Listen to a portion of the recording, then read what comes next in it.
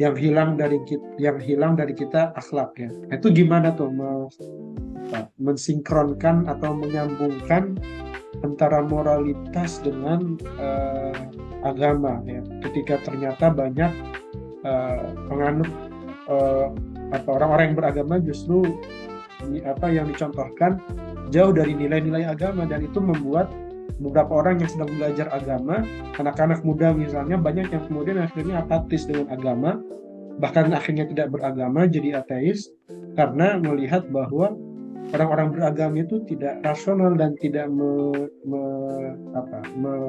menampilkan nilai-nilai moral yang baik yang harusnya ditampilkan oleh orang yang beragama.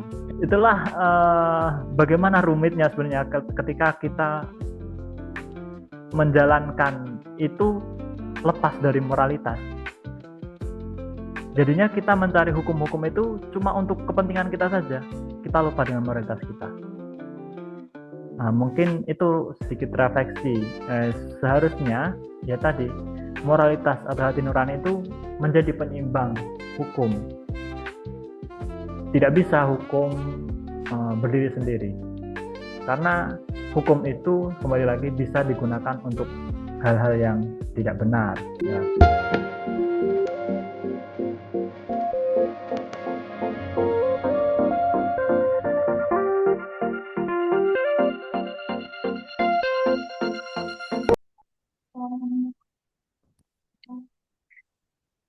Bismillahirrahmanirrahim. Assalamualaikum warahmatullahi wabarakatuh. Salam sehat, Sobat Daku dimanapun berada. Kembali berjumpa dengan Daras Buku di spesial Ramadan kali ini. Kita masuk di episode yang ketiga bersama kawan saya dari Jogja, Hisham Malik, yang masih setia menemani saya untuk bertukar, ya, berdialektika dari buku yang kita daras bersama, yaitu bukunya Mustafa Akil yang berjudul Reopening Muslim Minds. Bagi teman-teman yang baru bergabung, Sobat Daku yang baru bergabung, baru mendengarkan video ini, agar bisa mendapat video yang lebih utuh, bisa lihat terlebih dahulu di episode 1 dan 2 yang sudah diupload di YouTube, untuk bisa mengikuti alur pembahasan Akil dari bukunya yang terbaru ini. Nah, sebelum kita masuk pada pembahasan di bab ketiga dan bab 4 yang juga tidak kalah menarik ya, sebagai recall sedikit ya, pada pembahasan sebelumnya Akil sudah menjelaskan ya dilema bagaimana kebenaran itu, apakah dia bisa dicari atau diterima melalui wahyu, yang kemudian dijawab oleh Akil melalui kisah Hai ibn Yaqzan yang fenomenal itu, bahwa menurutnya ya kebenaran itu di satu sisi bisa dijangkau, bisa diterima, bisa diperoleh dari pencarian ya kebenaran yang jalannya tentu jalan yang benar ya. Kalau dicari dengan jalan yang salah ya tentu kesimpulannya juga salah ya. Tapi dari kisah Hai ibn Yaqzan kemarin ya, digambarkan bagaimana seorang manusia yang dia tidak terpapar dengan informasi dunia luar, dia bisa mengenal, dia bisa mengetahui, dan bahkan akhirnya bisa menyimpulkan bahwa alam semesta ini diciptakan oleh Tuhan ya. Ada zat yang mengatur. Itu dari pencarian pencarian jati dirinya yang memang benar-benar melakukan pencarian sesuai dengan jalannya lah ya. Jadi tidak juga kemudian semua orang yang mencari kemudian bisa menemukan ya, kalau kita baca di pembahasan sebelumnya. Nah, dilema atau permasalahan itu, apakah informasi itu diterima oleh wahyu atau kita bisa mencarinya sendiri, itu kemudian masuk pada pembahasan berikutnya ya, di bab ketiga yang Akil menyebutnya dengan dilema Utipro ya. Utipro ini istilah baru ya bagi beberapa kawan, mungkin juga baru mendengar. Saya pun juga baru tahu ketika membaca bukunya Akil ini. Nah, apa itu dilema Utipro ya? Nah, kalau kita lihat ya, poin besar dari yang ingin dibahas di Tipro itu adalah apakah kita perlu beriman kepada Tuhan untuk bisa mengetahui nilai yang baik ya. Jadi eh, orang bermoral itu apakah kemudian secara otomatis dia juga perlu percaya dengan Tuhan. Istilah Pro ini nanti mungkin Hisham juga bisa menambahkan itu ada dialog di era Socrates dengan orang yang bernama Pro. Sebenarnya kesalehan itu apa sih? Kebaikan itu apa? Moral itu apa? Ya, dijelaskan di situ. Nah, ada yang mengatakan bahwa ya moral itu kebaikan itu yang sesuai dengan apa yang diperintahkan oleh Tuhan. Ada yang mengatakan ya kebaikan gitu. Tidak perlu ada tendensi harus sesuai dengan Tuhan. Ya. Pada akhirnya kebaikan itu universal ya. Agama apapun ya pasti akan melahirkan nilai-nilai kebaikan. Nah itu dilemanya. Bagi orang yang beriman ya tentu yang dinamakan bermoral itu adalah orang yang sesuai dengan eh, perintah Tuhan ya. Dalam hal ini berarti wahyu ya yang difirmankan oleh Allah ya bagi umat Islam yang ada di dalam Al-Qur'an. Tidak ada yang lain daripada itu. Nah, jadi baik dan buruk itu kemudian menurut siapa ya. Ya, jadi dia bisa relatif ya, tapi bisa juga absolut ya. Relatif kalau tadi dipahami bahwa kebaikan itu ya setiap orang punya jalannya masing-masing untuk kemudian bisa menemukan kebaikan ya. Kalau kita lihat misalnya membunuh itu baik atau tidak ya. Kita semua sepakat ya, bahkan orang yang tidak beragama sekalipun ya, dia akan sepakat mengatakan membunuh itu tidak baik ya. Mencuri, korupsi itu tidak baik ya. Tidak perlu kemudian mencari legitimasi atau pembenaran dalil-dalil dulu dari Al-Quran, dari hadis, atau dari dalil-dalil keagamaan untuk kemudian kita mengatakan tidak boleh mencuri. Ya. Jadi pada dasarnya naluri manusia ya itu sudah akan mengatakan membunuh itu ya buruk ya bagi siapapun. Ya. Jadi itu apa namanya dilemanya ya. Apakah kemudian kebaikan itu harus menurut Tuhan, menurut kitab suci, atau memang kebaikan itu sebenarnya ya universal ya. Eh, Siapapun ya akan mengatakan bahwa itu baik. Ya. Ya mungkin nanti ada apa? Ada penegasan atau ada penguatan dari kitab suci yang kemudian membuat orang itu menghayatinya lebih jauh ya. Itu hal yang lain. Ya. Nah, di sini menurut saya ya nggak tahu ya pembacaan Hisham bagaimana terkait dengan akhir ya. Tapi yang saya lihat sebenarnya kita bisa mengawinkan atau menyambungkan dua dilema ini ya.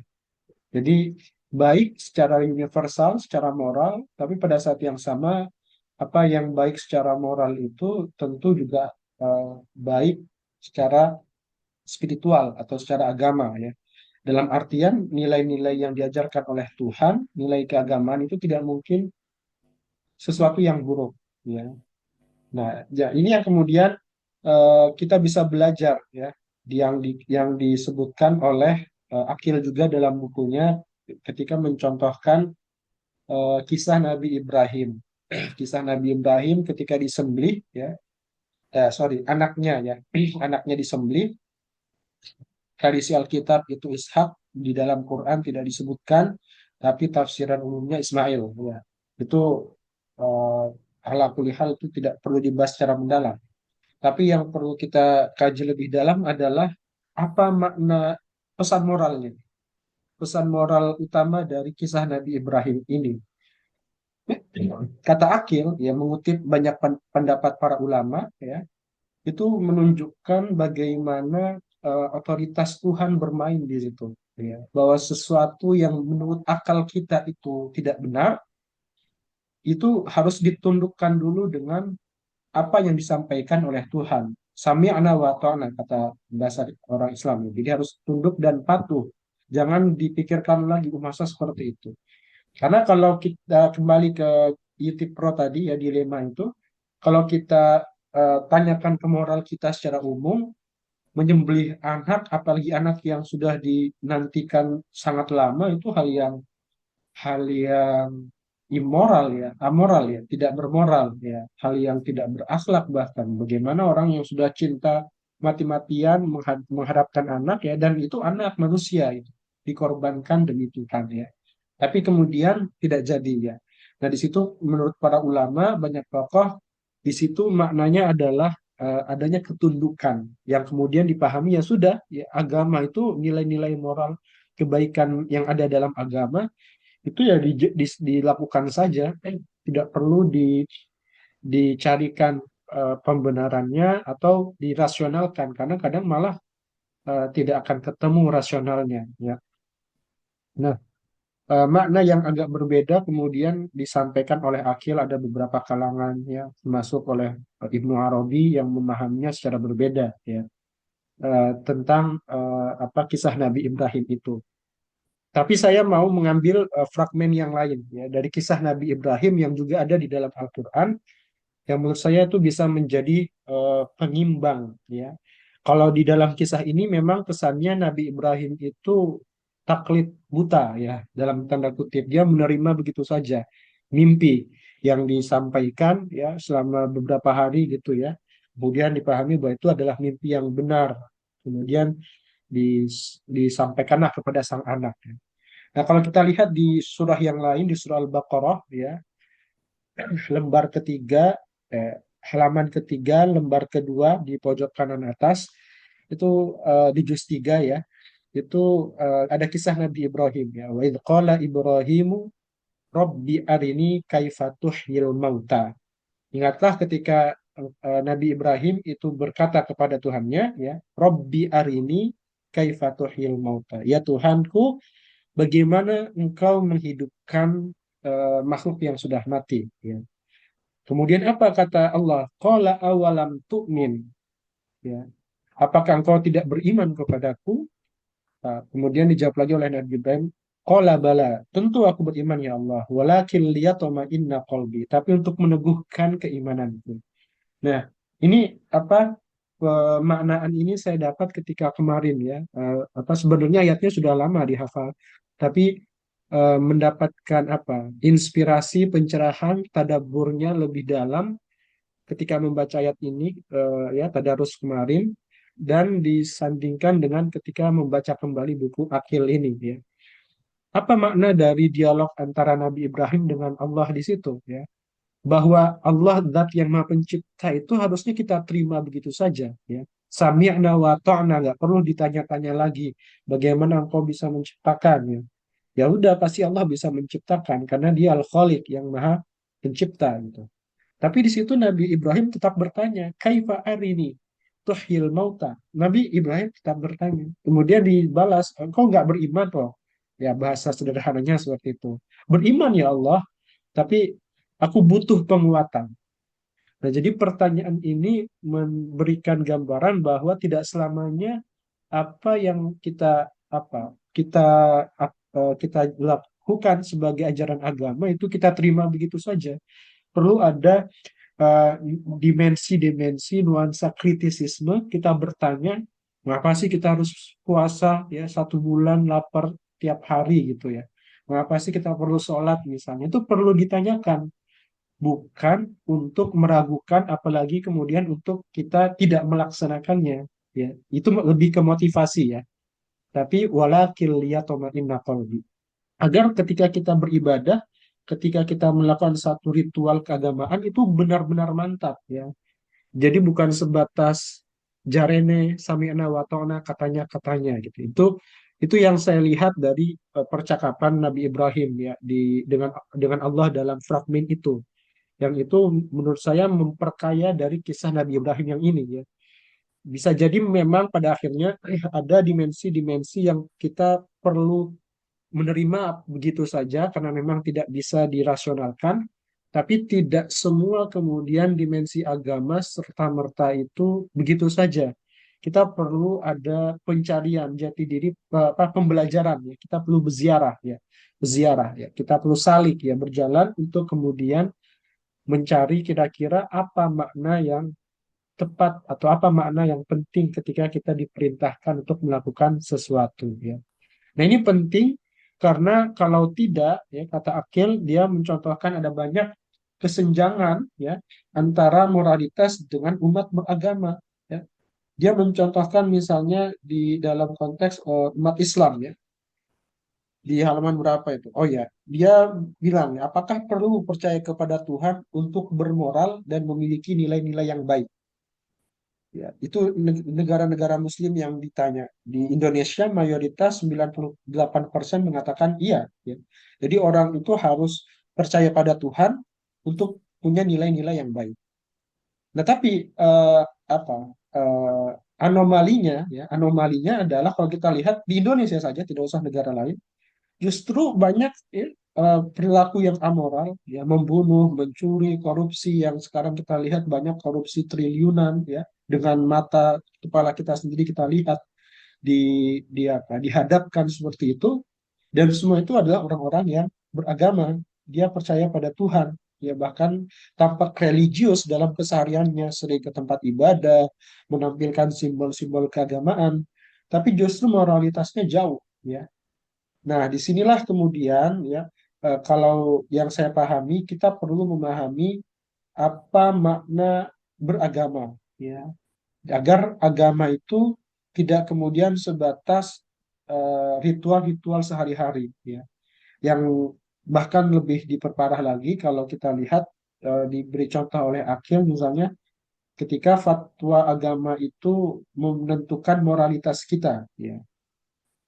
Ketika kita mau makan misalnya pakai tangan kanan atau tangan kiri, kita harus tanya dulu ke agama, kita harus tanya dulu ke ustadz kita, apa hukumnya makan pakai tangan kanan. Padahal itu kan dimensi moral yang harusnya sudah selesai dalam keseharian kita, ya.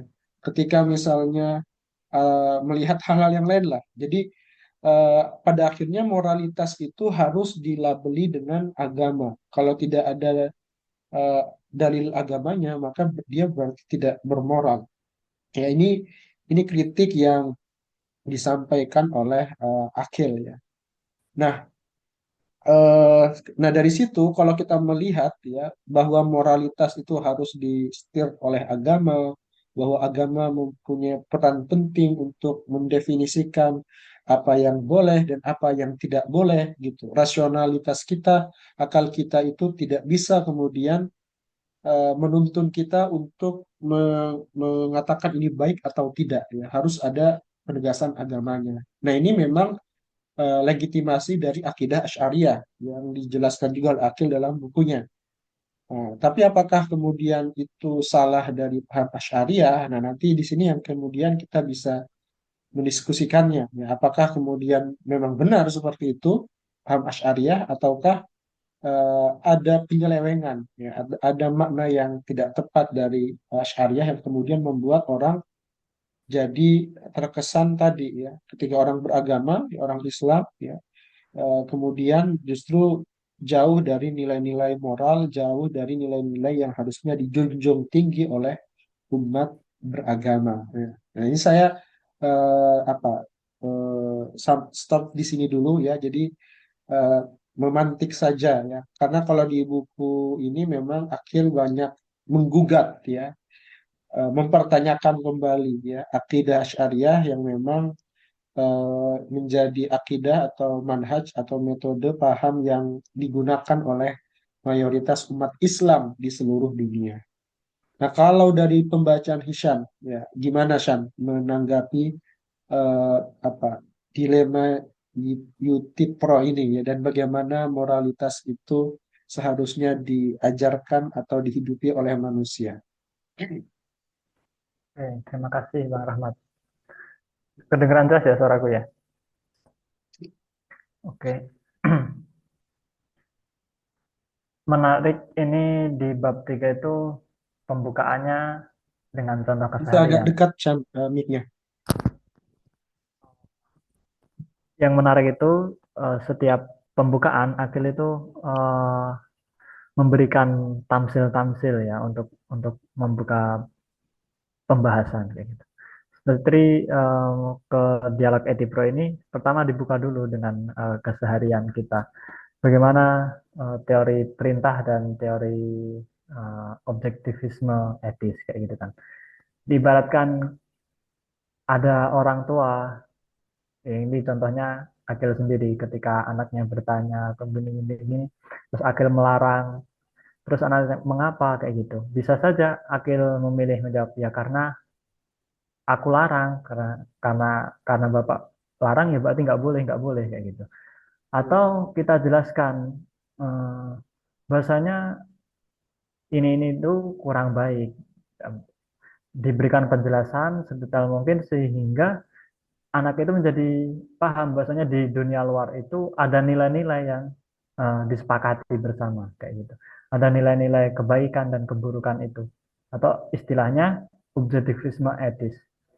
Sehingga menurut Akil ketika kita melarang dan memerintah anak hanya sekedar melarang dan memerintah saja, itu tidak akan membantu anak untuk tumbuh, untuk berkembang, memahami, menjadi lebih dewasa kayak gitu.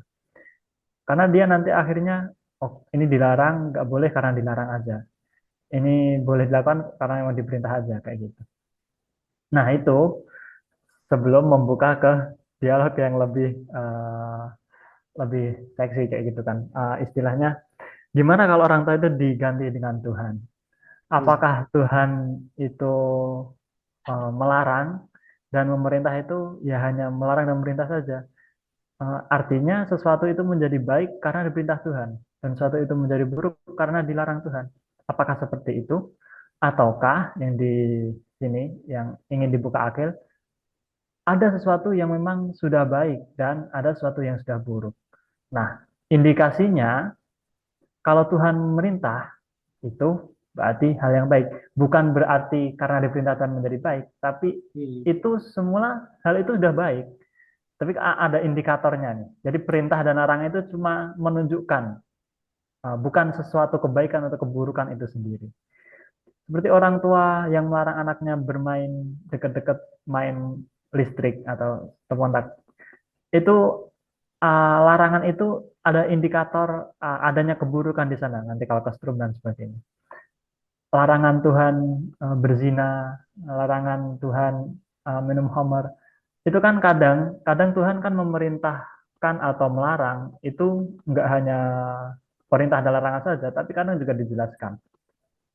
Dilarang minum khamar karena itu bisa menimbulkan hilangnya akal ataupun menimbulkan perpecahan atau pertengkaran itu sendiri. Nah, jadi yang harus kita eh, kita kritisi ketika membaca perintah atau larangan Tuhan itu eh, bukan bukan lagi ini baik karena berita Tuhan, ini buruk karena tapi ada nilai baik dan nilai buruk. Karena itulah Tuhan terus memerintah dan melarang. Bisa bisa seperti itu. Atau yang menarik lagi di sini, hmm, yang ditanyakan Socrates itu dengan Epicuro itu, apakah orang-orang itu menjadi soleh karena dicintai para dewa? Apakah orang soleh dicintai oleh para dewa karena solehnya? Atau dia menjadi soleh karena dicintai? Nah, emang Hmm. gaya-gaya Socrates kan emang filosofis ya. Nah, Iya. itulah yang hal-hal yang mungkin perlu kita renungkan bersama. Ketika membaca buku ini, eh, tentu tidak akan apa ya, istilahnya Akil dalam menuliskan buku ini mengajak kita berpikir ulang, bukan bukan memberikan jawaban-jawaban yang harus kita lakukan begini-begini, bukan. Tapi yang menarik dari buku ini adalah mengajak kita berpikir ulang, reopening kan gitu, mengajak kita berpikir ulang. Terus tentang volunteerisme atau teori perintah ilahi dan objektivisme itu, Akil mengapa menawarkan itu? Menawarkan ada objektivisme etis, ada nilai-nilai baik dan buruk sebelum wahyu itu diturunkan sendiri, sebelum Al-Quran itu diturunkan sendiri. Karena Al-Quran juga menggunakan kata ma'ruf. yang artinya bahasanya masyarakat setempat itu sudah mengetahui ma'ruf, eh, sesuatu yang baik itu sudah diketahui secara umum kayak gitu, nilai-nilai moralitas umum. Nah, ketika membaca ini aku jadi ingat dengan salah satu ayat itu, Bang. Fa'alhamaha fujuraha wa taqwaha. Hmm. Jadi setiap manusia eh, dibekali Tuhan, eh, diilhami istilahnya kan. Meskipun kalau flashback ke belakang ke kisahnya Heidi Akzan itu, orang itu dibekali sinar Tuhan atau pencerahan Tuhan kayak gitu. Sudah diberikan petunjuk selain dari wahyu atau kitab suci itu sendiri. Jadi setiap manusia memang diilhami fa'alhama fujuraha wa taqwaha. Nah, terus tadi menarik yang disinggung lagi terkait kisah penyembelihan atau kisahnya Nabi Ibrahim ketika ingin menyembelih anaknya. Nah, di sana kebanyakan kan memang memang tadi udah dijelaskan bahwasanya eh, akal ditundukkan oleh perintah kayak gitu. Nah, di sini Akil memberikan atau membuka lagi bahwasanya ada penafsiran yang berbeda, yaitu penafsirannya Ibu Arabi dan ada juga penafsirannya ulama Mu'tazilah ya, yang mengatakan bahwasanya mimpi itu kan bukan wahyu. Jadi di sana artinya Ibrahim Bisa salah. bisa salah dalam memahami perintah itu. Nah, tapi yang menarik itu eh, ketika ayat selanjutnya itu ya aku pas baca itu ya benar-benar juga, tapi ketika membaca ayat selanjutnya qad sadaqta ru'ya, nah itu yang mungkin nanti ketika kita memahaminya Ibrahim salah memaknai mimpi itu, kita akan kesulitan dalam memaknai ayat selanjutnya qad sadaqta ru'ya itu. Nah, itu mungkin yang bisa kita pikirkan lagi. Jadi ketika kita membaca tafsiran ulama, ya kita harus merenungkan lagi. Ketika ada tafsiran begini, apakah oh, cocok dan sebagainya. Nah, itu nantilah teman-teman yang belajar studi tafsir Al-Quran agar bisa lebih memahami lagi terkait itu. Nah, yang ingin disampaikan di sini adalah bahwasanya memang ada penafsiran-penafsiran lain yang perlu kita ketahui kayak gitu. Bahwasanya ya pesan yang aku tangkap di buku ini harus ada penempatan akal dalam dalam agama itu, akal harus diberikan ruang. Tidak serta merta harus sesuai atau saklek kayak gitu kan, harus sesuai saklek dengan karena ini perintah maka harus dilakukan. Nah, kalau begitu nanti repotnya ketika zaman sudah berkembang seperti ini kan, zaman sudah berkembang pesat seperti ini. Nah, jadi banyak itu hal-hal yang mendolimi atau mendolimi rakyat atau apa karena tidak ada dalilnya, ya dibolehkan aja karena tidak ada dalil kayak gitu. Sebenarnya dalil dan akal itu harus sama-sama diberikan ruang. Nah, itu yang dikutip terakhir Akil ini di buku ini, ketika Imam Maturidi itu menyatakan bahwasanya akal itu mampu menemukan kebenaran-kebenaran pada batas-batasnya. Nah, itu yang perlu diingat. Pada batas-batasnya mungkin akal tidak akan sampai ketika eh, dihadapkan dengan sesuatu tertentu. Seperti mengapa sholat maghrib 3. Itu kan nggak mungkin ditemukan oleh akal.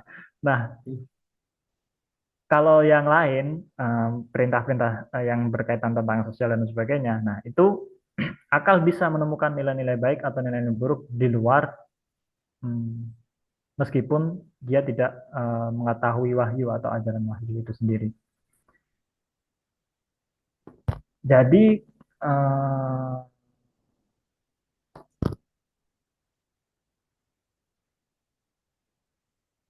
Ar-Razi berpendapat bahwa terkait terkait ini ya, terkait perintah tadi, perintah Tuhan yang mungkin tidak sampai akal menangkap itu Ar-Razi mengutarakan pendapatnya bahwa menilai perintah ilahi berdasarkan apa yang tampak itu bagi akal merupakan suatu yang tidak benar, mungkin seperti mimpi Ibrahim tadi ya.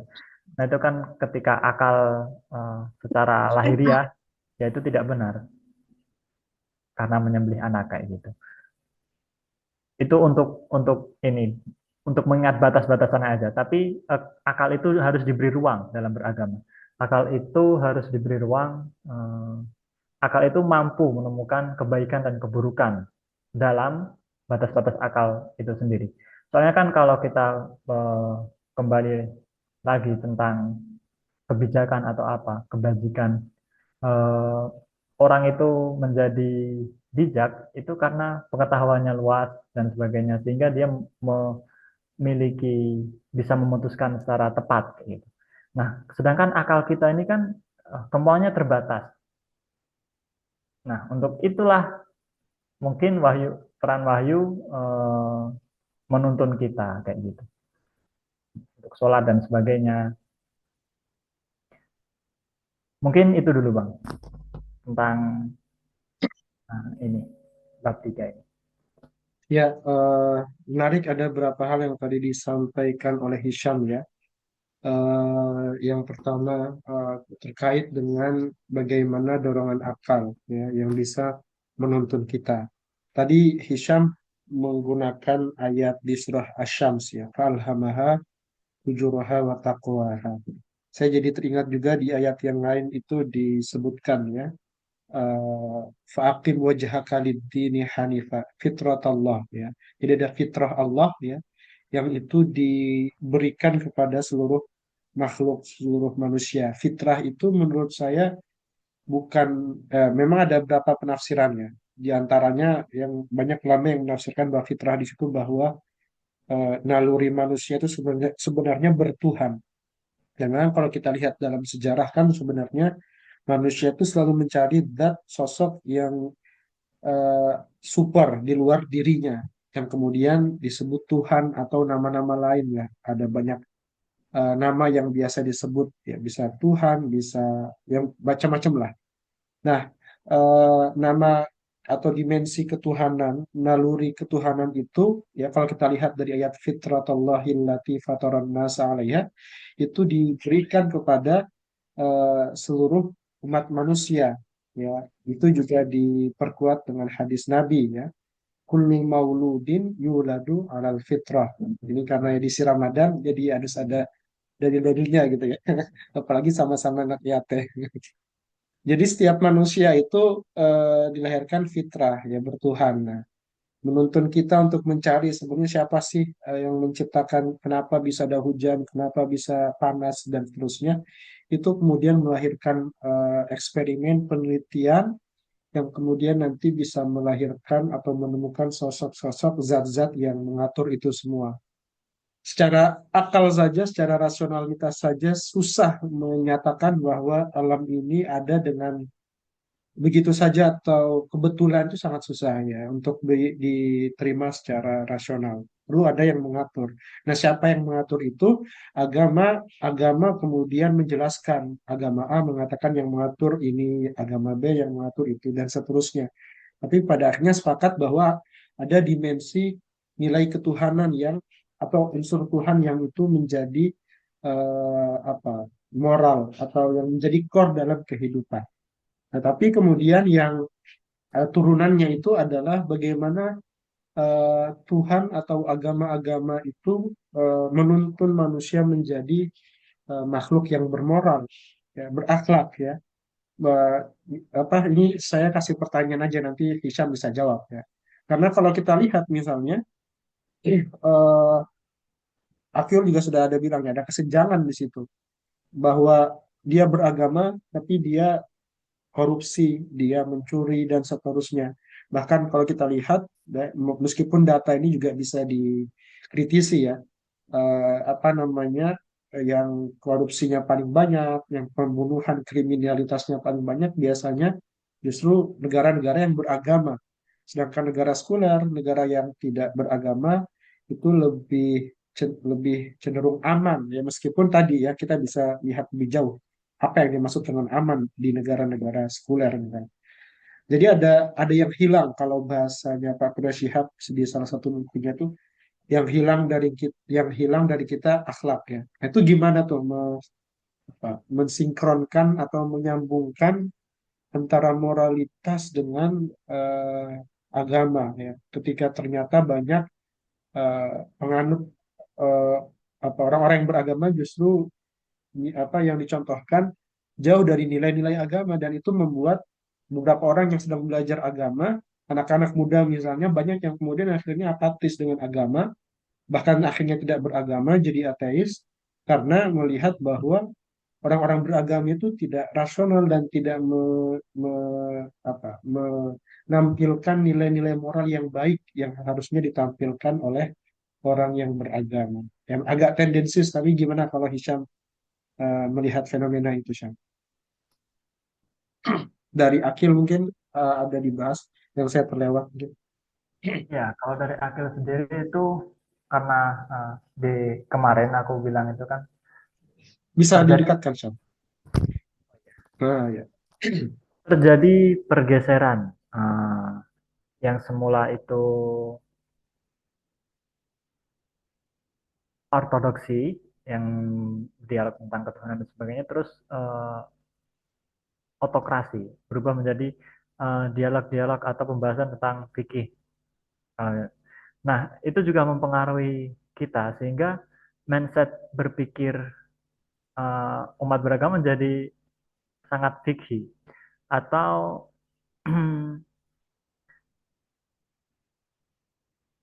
ya seperti tadi makan makan dan minum pakai tangan kanan atau kanan kiri aja perlu fatwa kayak gitu kan. Nah, itulah yang kemudian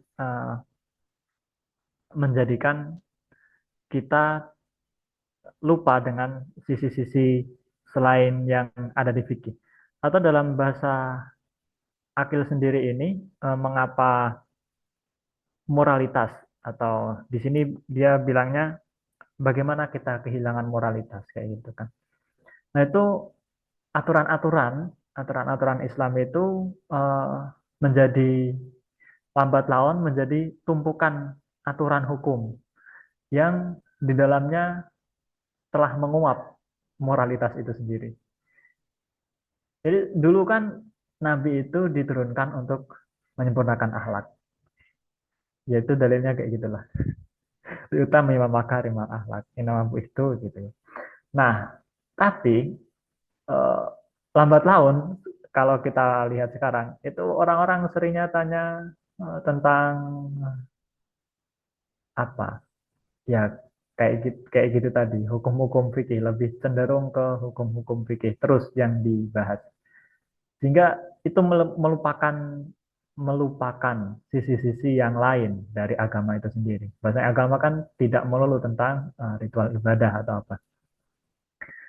Tapi seluruh aspek kehidupan, agama itu kan mengajarkan seluruh aspek kehidupan dan di dalamnya semuanya berisi moralitas. Kalau yang sering dicontohkan Gus Bah itu kan kalau bertamu itu ya harus lihat-lihat dulu apakah kedekatan kita dengan orang yang kita dekati terus jam waktunya dan sebagainya. Itu orang yang menekuni Al-Quran paham ayat itu eh, menyarankan atau mengajarkan moralitas bertamu kayak gitu. Nah, itulah yang sering kita lupakan. Kita sering bertanya hukum-hukum yang kaitannya dengan ibadah aja. Tapi kita lupa dengan moralitas kita. Padahal Nabi sendiri diutus untuk menyempurnakan akhlak. Di sini menyempurnakan. Sebenarnya sudah ada akhlak atau kalau kalau balik lagi ke teori ma'ruf tadi, esensi kebaikan dan keburukan, sudah ada kebaikan dan keburukan, sudah ada kebaikan-kebaikan atau nilai-nilai yang dipahami masyarakat sebelumnya. Nah, Nabi datang untuk menyempurnakan itu, menatakan satu bata Kalau diibaratkan dalam bangunan, Nabi itu meletakkan bata untuk menyempurnakan bangunan itu. Jadi bukan keseluruhan bangunan itu di bawah Nabi, bukan, tapi sebelumnya memang sudah ada kan Rasul-Rasul dan Nabi-Nabi sebelumnya yang menanamkan moralitas juga pada umatnya, pada umat manusia ini. Nah, sehingga Nabi itu datang untuk meletakkan batu bata penyempurna kayak gitu. Bukan seluruhnya Nabi yang bawa, bukan. Nah, itulah sisi-sisi moralitas yang sering kita hilangkan karena kita sibuk berdebat dan sebagainya, membahas tentang hukum yang kadang kita lupa tentang moralitasnya. Nah, yang menarik dari buku Akil ini juga, dia mengatakan bahwasanya apa di halaman berapa coba aku. Nah, ini nih.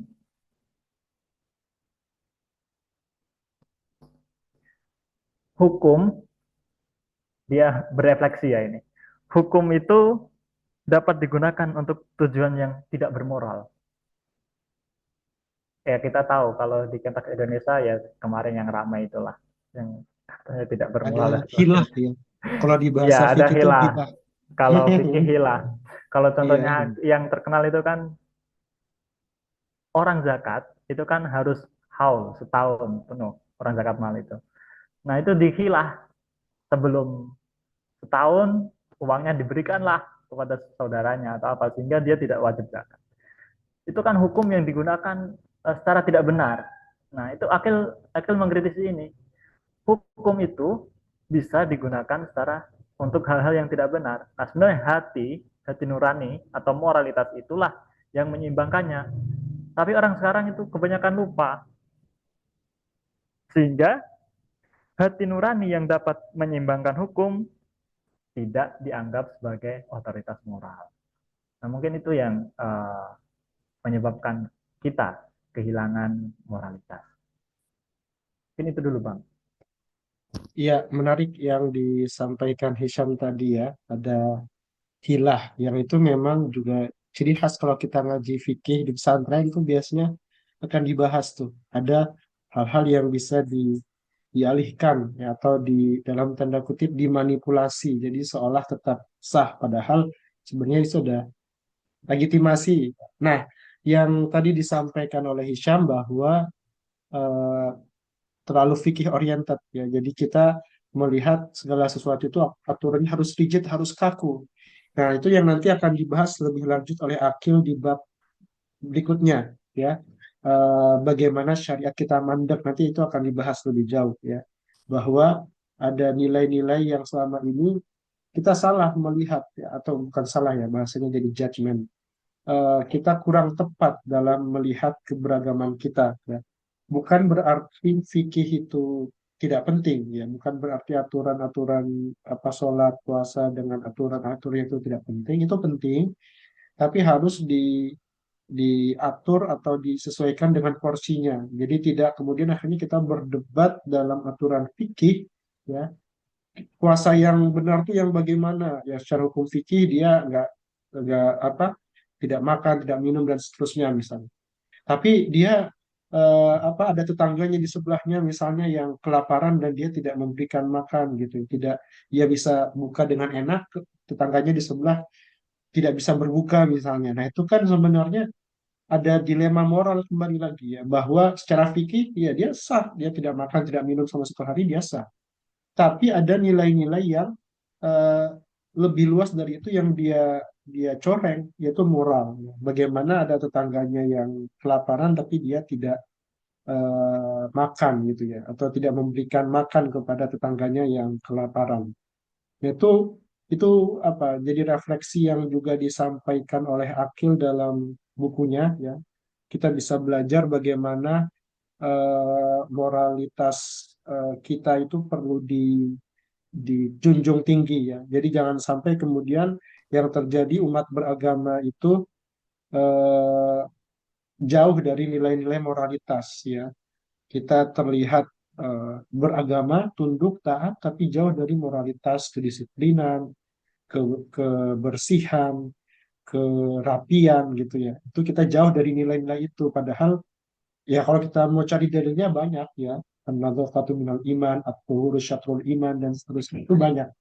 Hanya kemudian kita fokus pada nilai-nilai fikih oriented tadi. Jadi ya tadi apa balik ke awal ya, reopening Muslim minds. Jadi memang pola pikir kita yang perlu eh, kita ubah atau kita buka kembali bahwa memang agama itu lebih luas daripada sekedar halal haram, ya benar tidak ya. Dan bahkan halal haram itu bisa kita kaitkan dengan moralitas juga, ya. Bisa jadi secara fikih kita sah ya puasanya gitu. Tapi secara tasawuf atau sufistik misalnya puasa kita itu belum belum benar 100% karena ada nilai-nilai moral yang tidak kita penuhi, misalnya membantu orang yang membutuhkan, saudara dan seterusnya. Nah, itu nyambung dengan satu hal yang saya tampilkan terakhir. Mungkin nanti bisa Hisham tanggapi dan juga merespon ya kalau misalkan mau direspon. Tapi ini bisa jadi pelajaran ya bagi kita semua ya, khususnya masyarakat Indonesia. Ini saya kutip dari Instagramnya Mbak Kalis ya sebentar. Nah ini berapa hari yang lalu kita lihat, kita saksikan ya di beberapa daerah di Indonesia itu ada banjir besar-besaran, termasuk di Bekasi dan sekitarnya, Jakarta juga itu ada banjir yang luar biasa, yang itu lebih dahsyat daripada tahun-tahun sebelumnya. Nah di Twitter Mbak Kalis itu ada komen yang menarik ya. Di situ eh, Mbak Kalis bilang penguasa senggak kapabel apapun juga penguasa senggak kapabel apapun juga melanggar hukum yang dampaknya semerusak apapun akan selalu tidak diminta untuk bertanggung jawab ya. Karena mayoritas WNI selalu punya cara untuk merasa berdosa sendiri dan mengambil hikmah sendiri. POV-nya dari komentar yang ada di situ ya. Banyak yang cerita kalau mereka nabung bertahun-tahun untuk beli mobil, beli motor, tapi dalam semalam langsung rusak begitu saja. Berasa ditampar dan diingetin kalau dunia ini benar-benar cuma titipan. Nah, sebagian besar yang reply di tweet ini di platform yang katanya lebih baik ini semuanya mengevaluasi bencana iklim dengan anggapan dunia hanya titipan. Ya, jadi quote and quote kita didoktrin dari kecil gitu ya. Ya tadi itu balik lagi ke apa moralitas, kemudian bagaimana kita juga memaknai agama. Ya, bahwa kalau ada masalah, ada ujian sudah diterima saja. Ya, akidah Jabariyah ya kalau kemarin kita apa diskusi pada pertemuan sebelumnya. Jadi cenderung menerima saja. Padahal oke di satu sisi kita perlu menerima, tapi di sisi lain sebenarnya ada yang perlu bertanggung jawab, termasuk mungkin diri kita sendiri yang turut serta merusak alam ya dengan membuang sampah sembarangan ya dan seterusnya lah.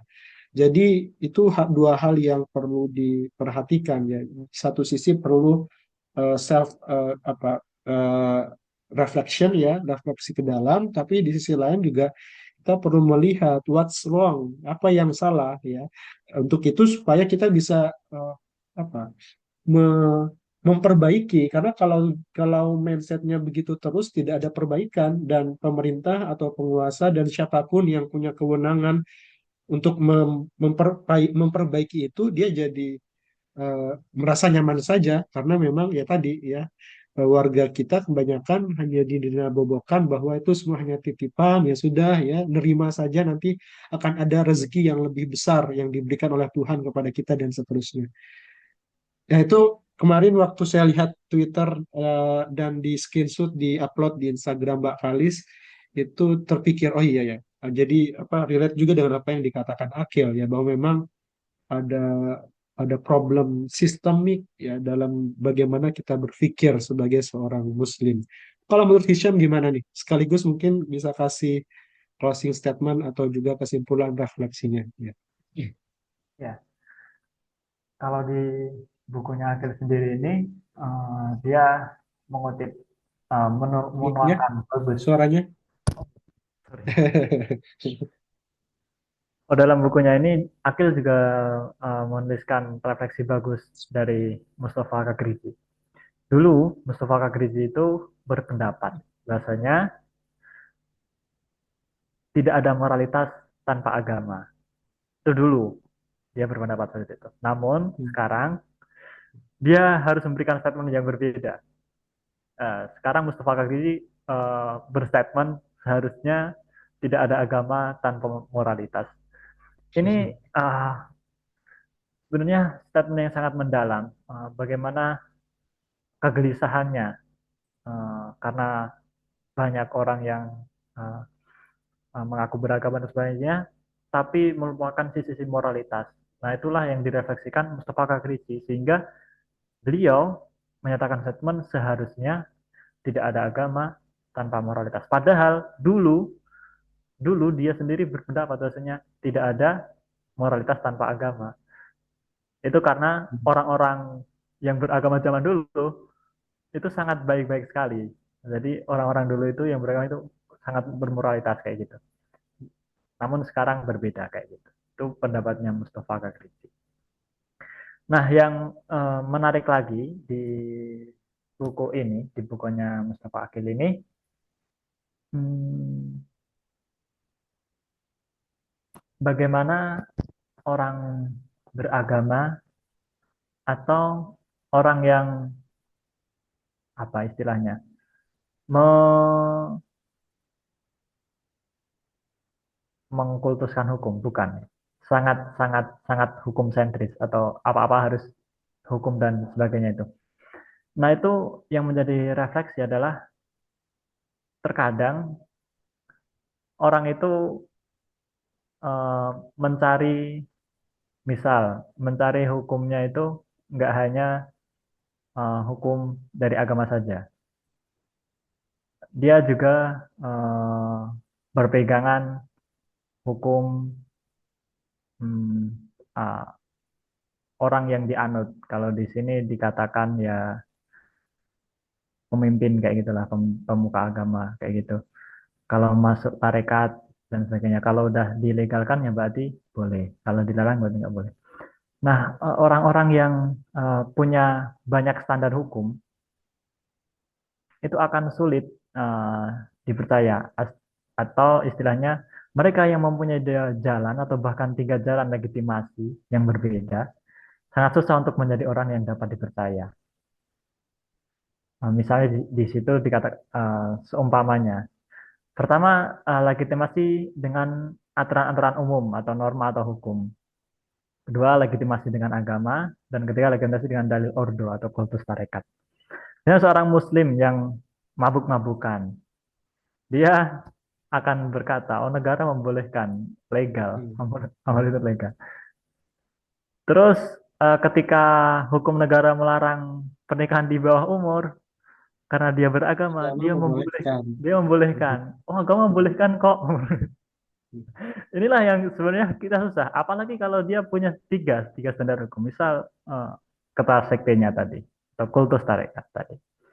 Ketika negara dan agama melarang, nah, terus ketua tarekatnya membolehkan. Loh, kata Pak ini boleh kok. Nah, itulah bagaimana rumitnya sebenarnya ketika kita menjalankan itu lepas dari moralitas. Jadinya kita mencari hukum-hukum itu cuma untuk kepentingan kita saja. Kita lupa dengan moralitas kita. Nah, mungkin itu sedikit refleksi. Seharusnya ya tadi moralitas atau hati nurani itu menjadi penyeimbang hukum. Tidak bisa hukum berdiri sendiri. Karena hukum itu kembali lagi bisa digunakan untuk hal-hal yang tidak benar. Ya, seperti contohnya kalau dalam tradisi Islam itu tradisi fikih itu ada hilah yang seharusnya dia bayar zakat jadi tidak bayar zakat di otak-atik. Hmm. Hukum itu bisa di otak-atik ya sakarpe. Ya yang mudeng hukum itu kalau tanpa moralitas. Mungkin itu aja Bang. Terima kasih. Iya, yang terakhir tadi yang disampaikan Hisham, contoh-contohnya itu ya cherry picking ya. Jadi hanya mengambil yang menguntungkan saja. Jadi mana yang sesuai dengan kebutuhannya itu yang dia ambil. Ya, kalau secara hukum apakah salah? Ya tidak ya. Secara hukum dia tuh bisa dibenarkan tadi. Ya, ada hilahnya, ada dalilnya. Tapi kan balik ke moral tadi. apa namanya, ada satu nasihat ya dari Nabi Shallallahu Alaihi Wasallam yang juga dikutip oleh Akil ya di bukunya, yang bisa jadi penutup apa diskusi kita pada malam hari ini ya. Nabi pernah mengatakan istafti qalbak ya, konsultasikanlah pada hatimu ya, hati nurani yang terdalam ya. Ya, kalau hati biasa bisa jadi sudah tertutupi dengan nafsu dan segala macam. Tapi walaupun tertutupi dengan nafsu, kita punya hati nurani yang terdalam ya. God spot kalau bahasanya ilmuwan itu, suara Tuhan yang akan membisikkan kebenaran. Ketika kita nemu uang di jalan misalnya, akan ada bisikan dalam hati kita, oh jangan diambil, ini eh, bukan hakku. Ya karena cuma 5.000 ya. Kalau 100.000 langsung diambil misalnya. Tapi kan kalau kita tanyakan ke hati nurani kita tentu juga tidak akan diambil ya. Ini bukan uang kita gitu. Diumumkan dulu gitu ya. Diumumkannya di media sosial. Kalau dulu kan harus ada kota itu harus berapa tahun gitu ya. Kalau sekarang Satu enggak. tahun Itu ya. juga hilah ya. Nah, tapi poin yang lanjutannya yang disampaikan oleh Nabi ya, kebenaran, kebaikan itu adalah yang membuat jiwa kita tenang ya. Dan dosa itu yang membuat dada kita itu resah, gelisah. Itu apa? Itu eh, starting pointnya atau statement pointnya. Ya, jadi satu yang baik itu ketika kita melaksanakan itu hati kita akan tenang, cenderung tenang. Ya, kalau kita ngambil uang ya yang bukan hak kita, ya misalnya uang bapak kita, ibu kita, pasti tetap ada rasa tidak tenang di dalam hati, takutlah nanti dimarahi dan seterusnya. Nah, itu berarti hal yang tidak benar. Walaupun kita tidak tahu dalilnya ya, wasari atau kita nggak tahu. Tapi hati nurani kita akan menuntut enggak, itu nggak boleh gitu ya. Tapi gimana dengan korupsi dan segala macam? Nah, bisa jadi hati nuraninya itu sudah tertutupi sehingga apa ya? Kalau kalau kayak cermin itu sudah debunya terlalu tebal ya, kata Imam Ghazali itu. Karena debunya terlalu tebal, jadi nggak bisa bercermin ya, nggak bisa ngaca kita. Nah, kalau mau dibersihkan ya debunya itu dihilangkan dulu ya. Nafsu-nafsu kita jadi jadi sofistik lagi ya. Padahal tadi sangat rasional ya. Jadi nafsu-nafsu kita itu harus dibersihkan supaya kita bisa melihat, kita bisa konsultasi dengan hati nurani kita yang terdalam ya. Dan insya Allah tidak akan bertentangan ya antara rasionalitas ya. Kalau bahasa Buya Syafi'i Ma'arif itu kita punya dua ya, aklun sahih ya, akal yang sehat, yang bersih, yang jernih, wa qalbun salim, dan hati yang bersih, hati yang sehat. Ketika dua itu dikombinasikan dengan tepat, maka insya Allah itu akan menuntun kita tidak hanya menjadi pribadi yang beragama, tapi juga manusia yang bermoral. Wallahu a'lam bishawab. Jadi mode pengajian ya. Oke, terima kasih banyak Hisham. Ya, kita sepertinya ada 1 jam lebih ya, kurang lebih 1 jam berdiskusi tentang apa yang ditulis oleh Akil ya. Pekan depan akan lebih menarik lagi. Kita akan bisa tentang syariat, gimana syariat dipahami dan seterusnya. Eh, Tetap stay tune di channel Daras Buku ya. Sekali lagi terima kasih Hisham ya. Kita jumpa lagi pekan depan, Sobat Daku ya. Terus setia mengikuti konten-konten Daras Buku. Kalau ada hal-hal yang positif, yang dirasa baik dari konten ini, silahkan bisa di-share, dibagikan ke halayak ramai, sehingga yang bisa tercerahkan, yang bisa terbuka pikirannya tidak hanya kita, tapi juga banyak orang-orang di luar sana yang juga tercerahkan. Dan yang paling penting adalah terus belajar, jangan berhenti untuk terus mendaras ya. Sekian, terima kasih ya. Kita jumpa lagi pada pertemuan berikutnya. Eh, Tetap bersama Daras Buku, kita mendaras buku mengubah menjadi perilaku. Saya akhiri, mohon maaf kalau ada kata-kata yang kurang berkenan. Assalamualaikum warahmatullahi wabarakatuh. Waalaikumsalam warahmatullahi